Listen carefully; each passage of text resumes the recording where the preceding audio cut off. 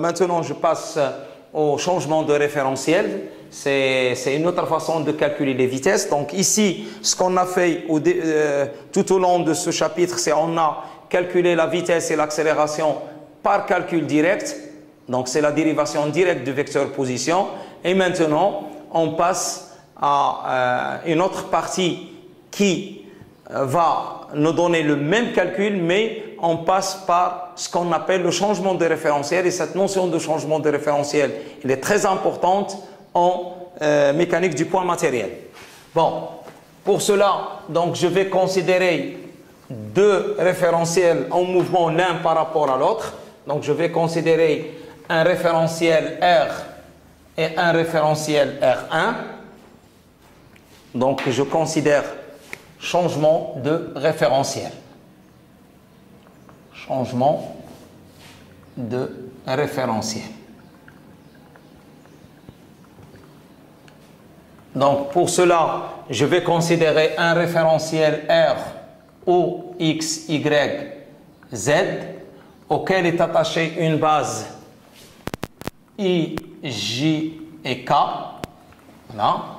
Et je vais considérer un autre référentiel R1 d'origine O1, X1, Y1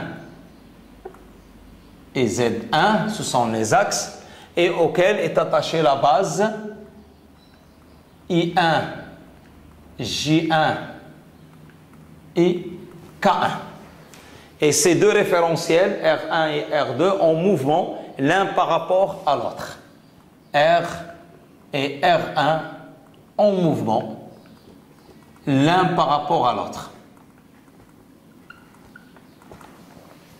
Voilà, maintenant, donc pour le référentiel pour R1, pour R, on a la vitesse V de M dans R et l'accélération gamma de M dans R.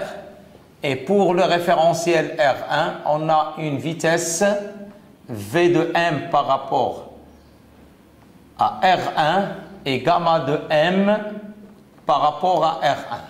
Donc, quel est l'objectif de ce paragraphe-là? C'est de trouver des relations, tout simplement. Donc, on cherche des relations entre, d'une part, V de M par rapport à R et V de M par rapport à R1, et aussi entre gamma de M par rapport à R et gamma de M par rapport à R1. Et donc, si on arrive à trouver ces expressions, donc, comme si on a réalisé la décomposition du mouvement. Donc, lorsqu'on a un point M qui se déplace et il est repéré par deux référentiels, eh bien, donc, la décomposition du mouvement, c'est très simple. Donc, on regarde ce qu'il fait sur le point M dans le référentiel R1 comme mouvement et quel est le mouvement du référentiel R1 par rapport à R. Et donc, le mouvement global, tout simplement, c'est la somme des deux mouvements. Donc, ce qu'il effectue le mouvement, le point M dans R1 comme mouvement et R1 par rapport à R comme mouvement. Voilà. Maintenant, on va effectuer des calculs pour trouver cette relation. Donc, on cherche ces relations qu'on veut établir. Donc, pour cela, donc, on va considérer les positions OM est égal à X, I plus Y, J plus ZK.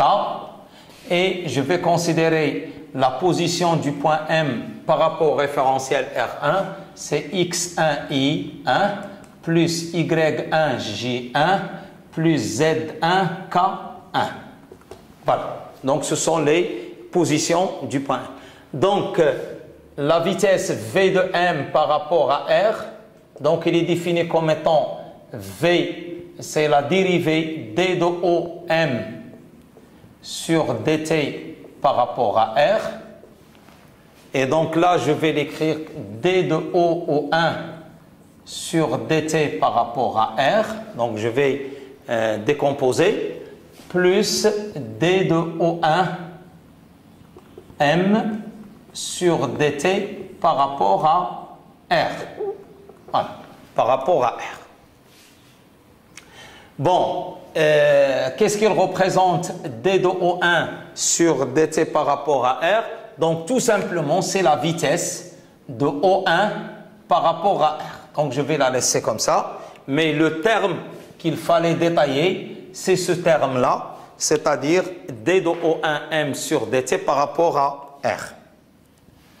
Donc, d de O1m sur dt par rapport à R. Donc, à quoi est égal? Donc, je vais dériver. Donc, c'est d sur dt de x1 i1 plus y1 j1 plus z1 k1 par rapport, bien sûr, à R. Donc, c'est égal x.1 i1 plus y.1 j1 plus z.1 k1, bien sûr, plus x1 d de i1 sur dt par rapport à R. Attention, d de i1 sur dt par rapport à R est différent de 0 parce que i1 c'est un vecteur qui appartient à R1 et non à R. Plus y1 d de i j1 sur dt par rapport à R plus z1 d de k1 sur dt par rapport à R. Voilà.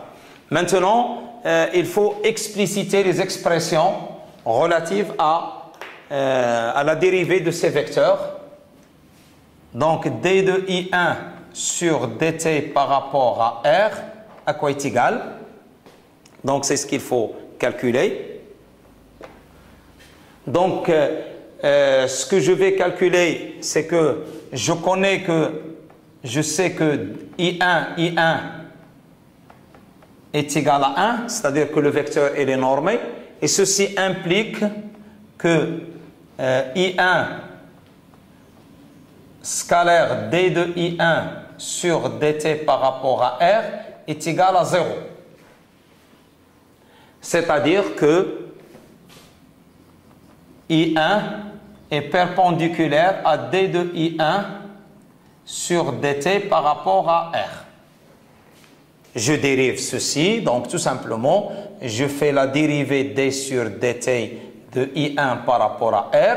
Donc la dérivée sur dt de 1 par rapport à R est égale à 0. Donc ceci implique que I1 est perpendiculaire à d de I1 sur dt. Qu'est-ce que ça veut dire ceci?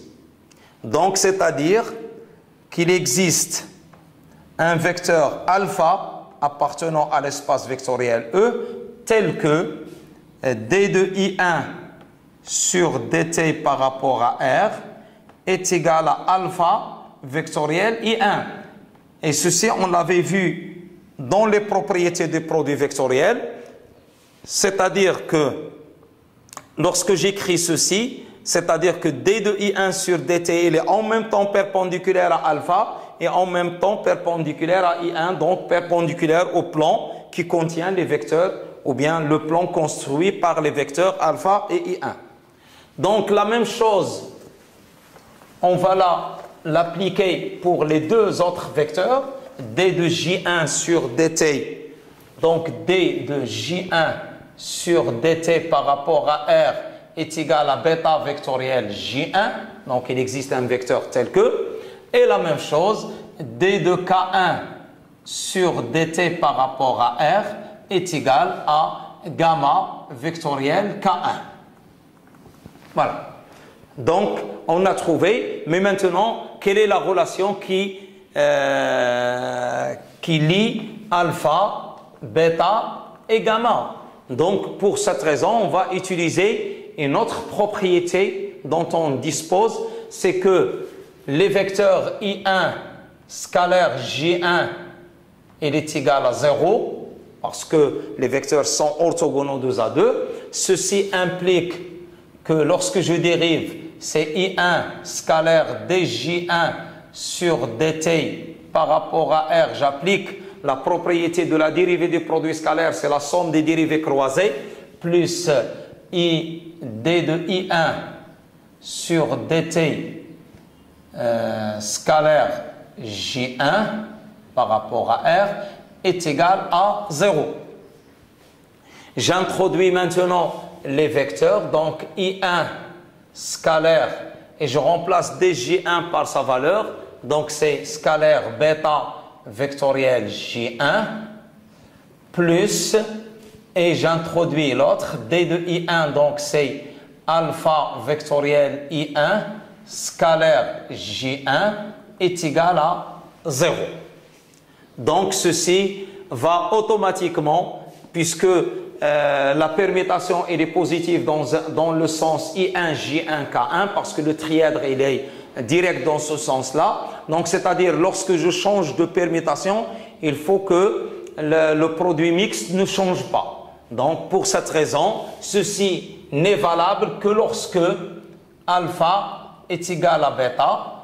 Et de la même façon, lorsque j'applique la même propriété sur le fait que I1 scalaire K1 est égal à 0, I1 scalaire K1 est égal à 0, ceci implique automatiquement que alpha est égal à gamma. Et lorsque j'applique la propriété I1 J1 scalaire K1 est égal à 0, ce qui implique que bêta est égal à gamma. Donc finalement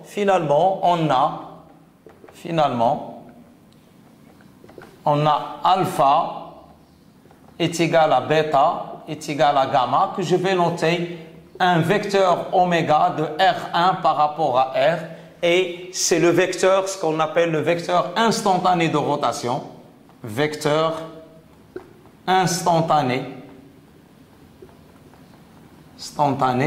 de rotation.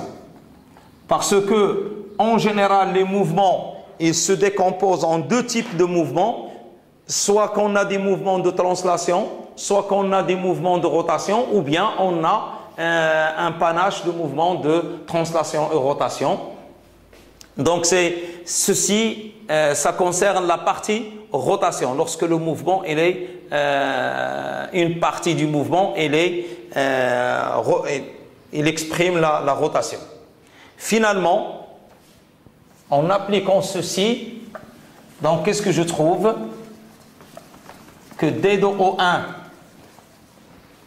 donc d de O1, m sur dt par rapport à R est égal à x.1 I1 plus y.1 J1 plus z.1 K1, ceci on l'a fait, plus, et je rassemble les autres, donc qu'est-ce que j'obtiens? Oméga de R1 par rapport à R vectoriel O1M.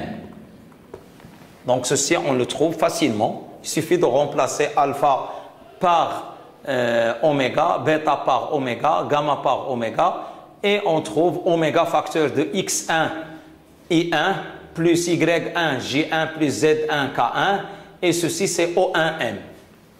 D'où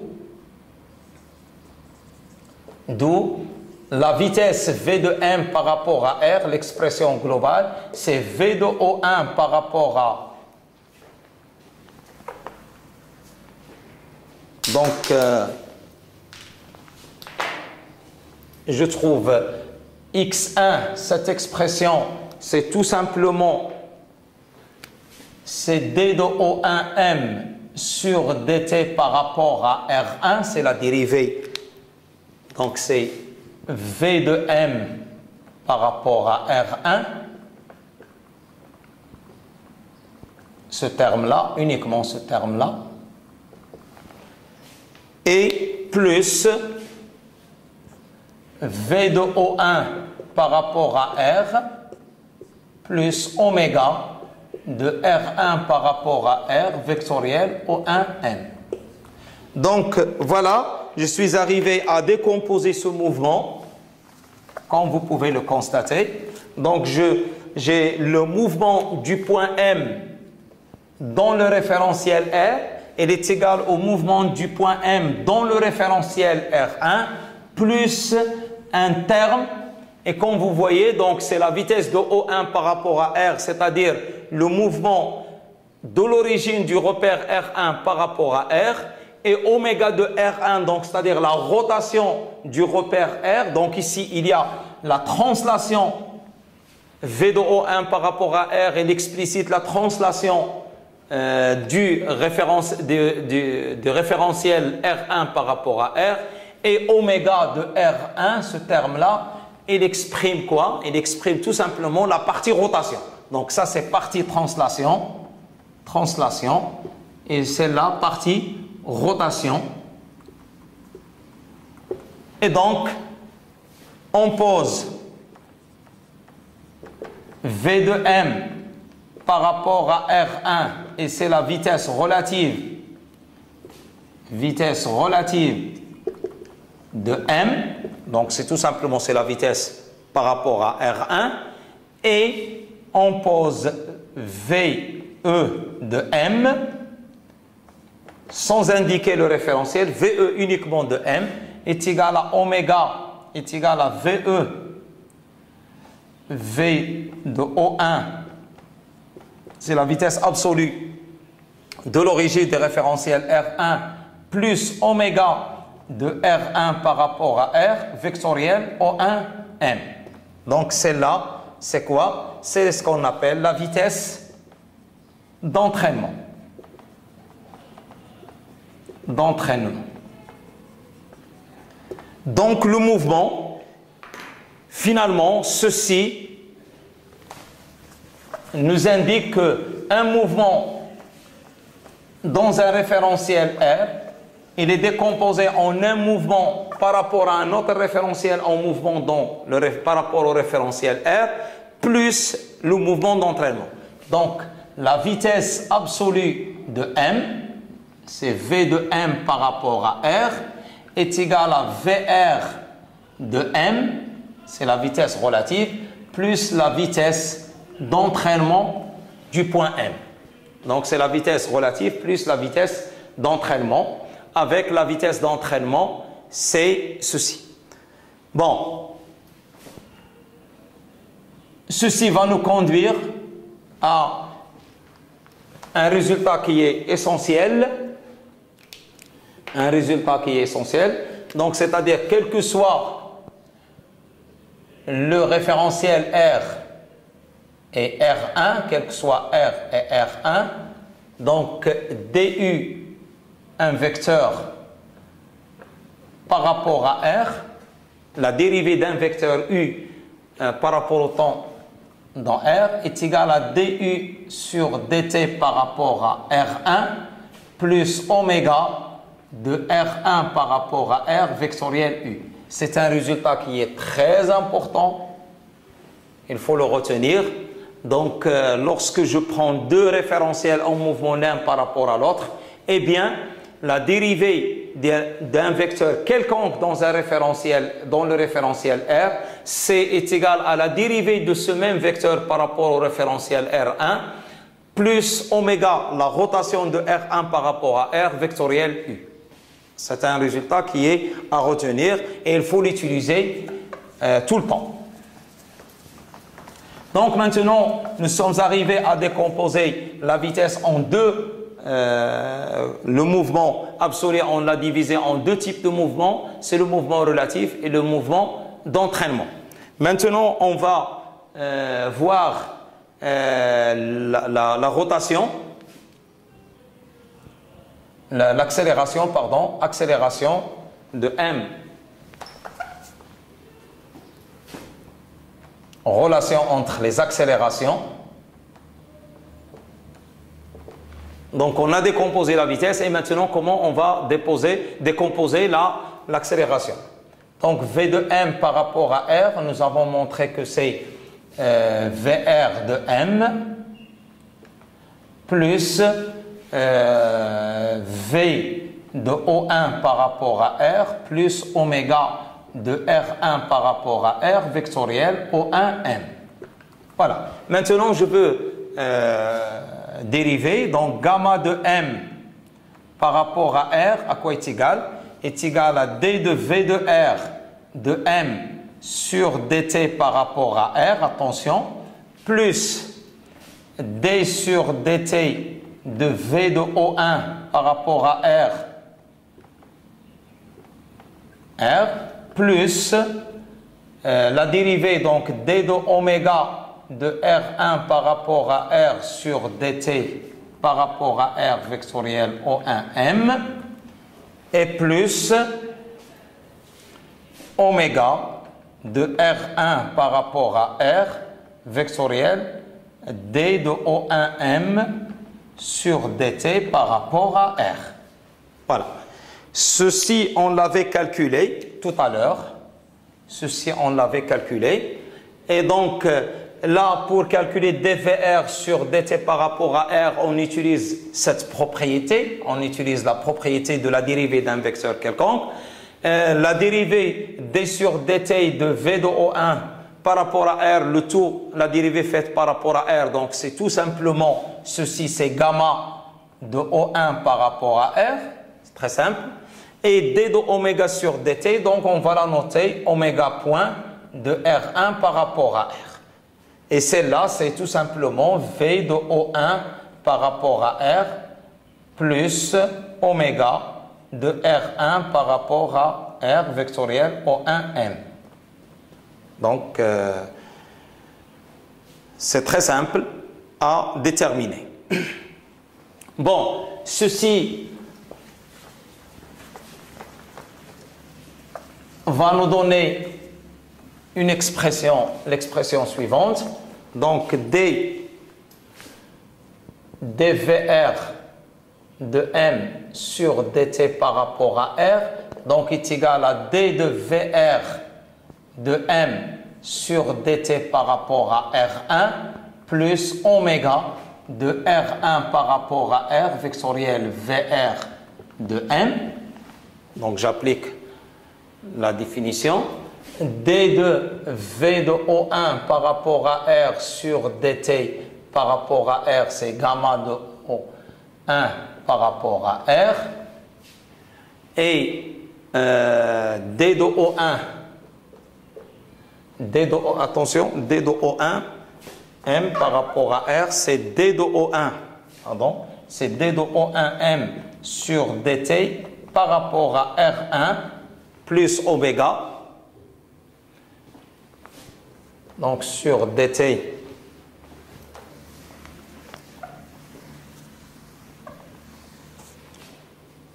par rapport à R est égal à d de O1M sur dt par rapport à R1 plus oméga de R1 par rapport à R vectoriel O1M. Et ceci, c'est quoi? C'est tout simplement, ça c'est VR de M plus oméga de R1 par rapport à R vectoriel O1M. Voilà. Donc finalement, ceci va me conduire, donc lorsque je remplace dans l'expression, à trouver que gamma de M par rapport à R est égal à un certain gamma R de M plus gamma E de M plus gamma C de M. Ça, c'est l'accélération relative. Ça, c'est l'accélération entraînement. C'est l'accélération d'entraînement.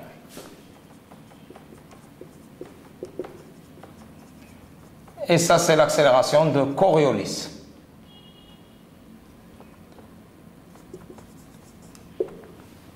Coriolis.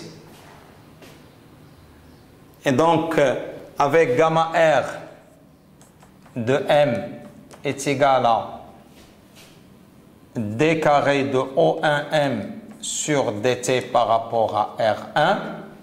Et gamma E, là c'est l'expression, elle est un petit peu longue.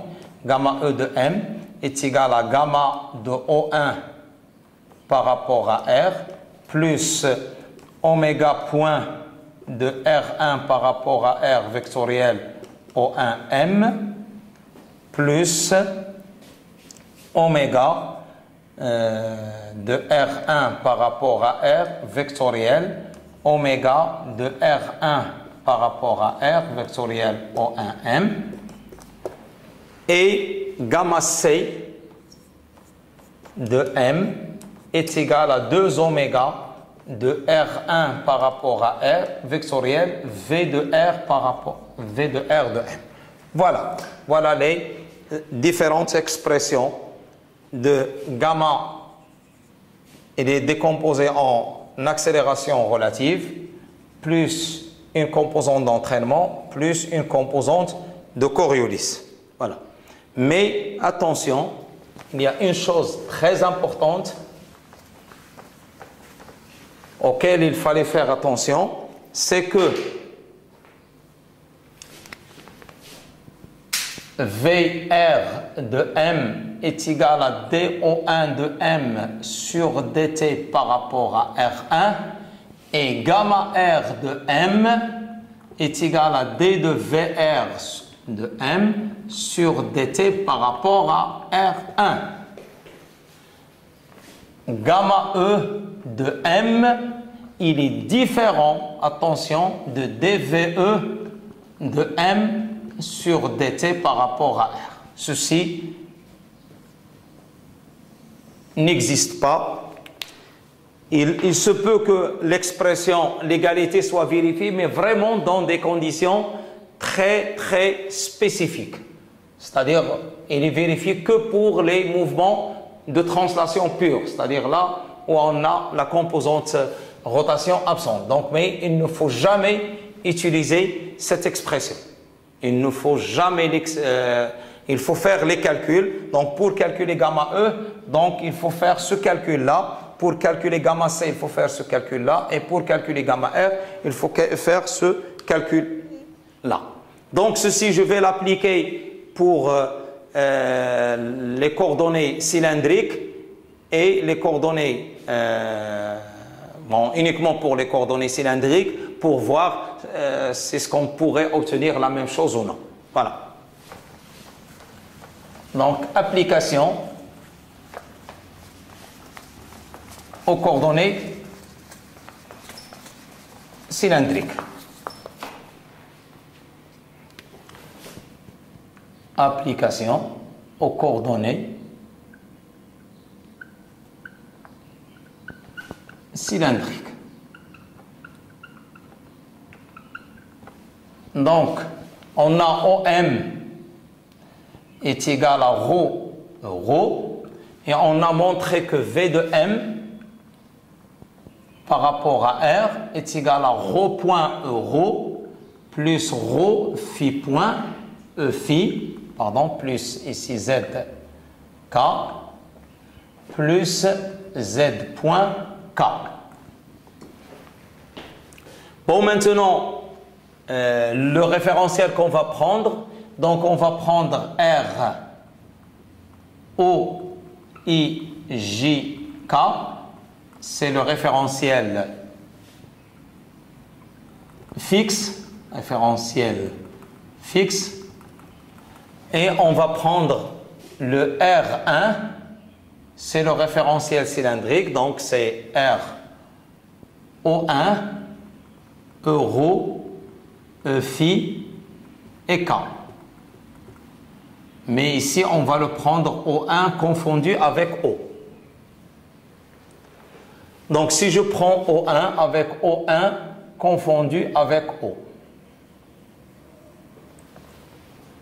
Donc, à quoi est égal V? Donc, ça, c'est ce qu'on a calculé, ce qu'on a obtenu par calcul direct. Est-ce que je peux obtenir ceci en faisant la décomposition du mouvement? Donc, normalement, la réponse est oui, il faut obtenir la même chose, mais il faut le démontrer. Donc, V de R de M. Je vais calculer directement VR de M. À quoi est égal? Est égal à D de O1M sur DT par rapport à R1. D'accord? Donc, c'est égal à D de OM sur DT par rapport à R1 parce que j'ai dit que O1 il est confondu avec O.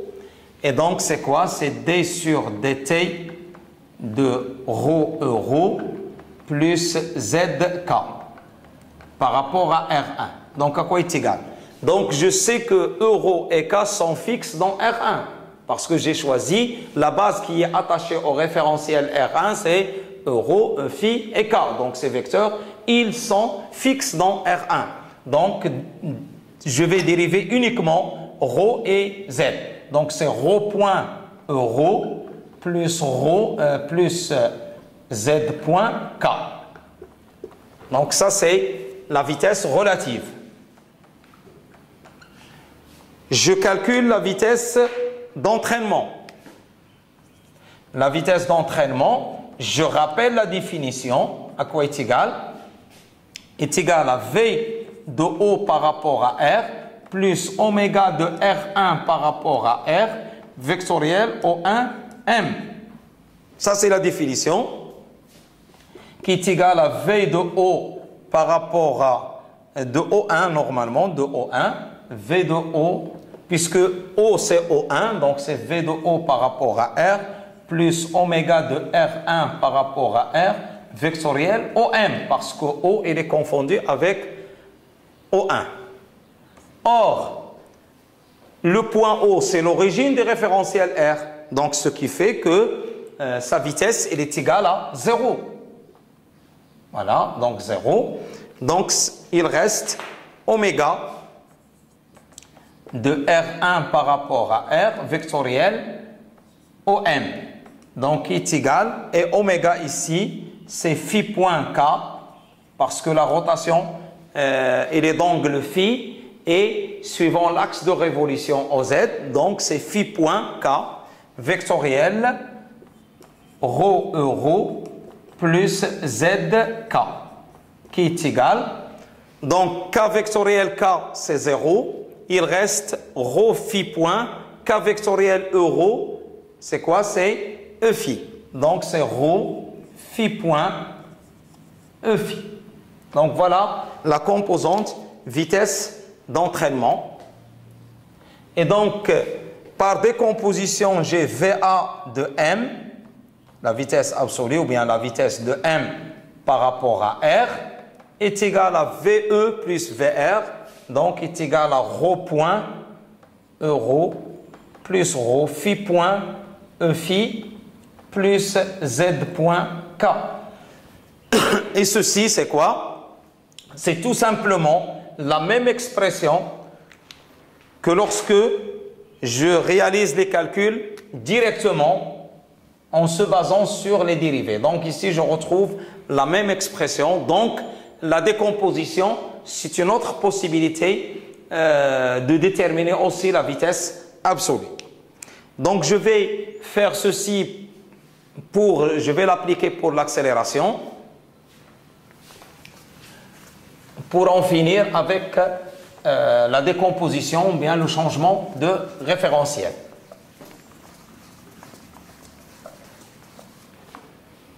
Donc, gamma de M par rapport à R par calcul direct, à quoi est égal? Donc, est égal à ρ seconde moins ρ phi point au carré, euro, plus 2 ρ point phi point plus ρ phi seconde, phi, plus z seconde k. Ça, c'est l'expression par calcul direct qu'on a fait tout à l'heure, direct.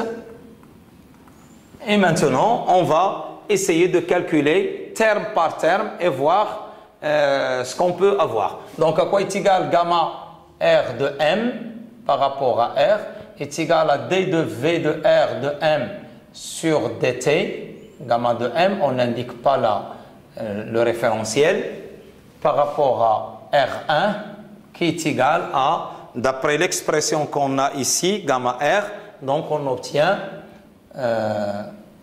ρ seconde euro plus z seconde k. Gamma E de M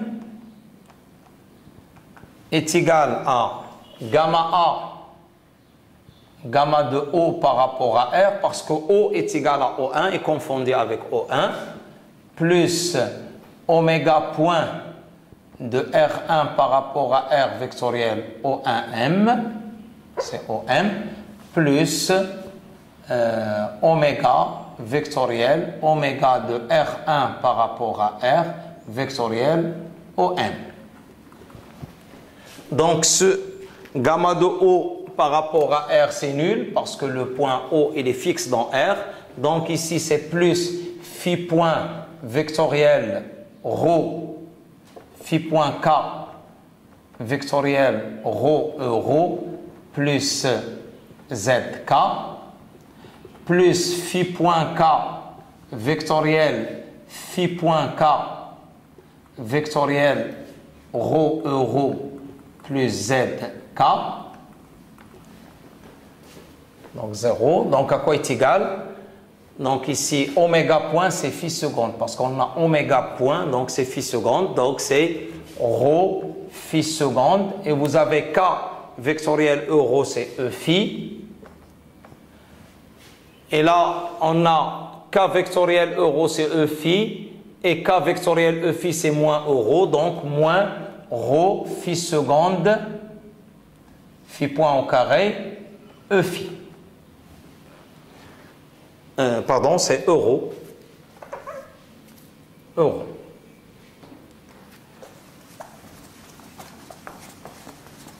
Et le dernier terme qui reste, c'est gamma C. Gamma C de M, à quoi est égal? Est égal à 2 oméga, c'est-à-dire phi point vectoriel, phi point K vectoriel VR. Et VR, c'est quoi? C'est rho point euro plus Z point K.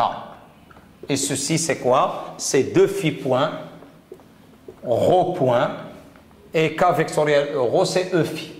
Maintenant, on va faire la somme de ces expressions, celle-là, plus celle-là, plus celle-là.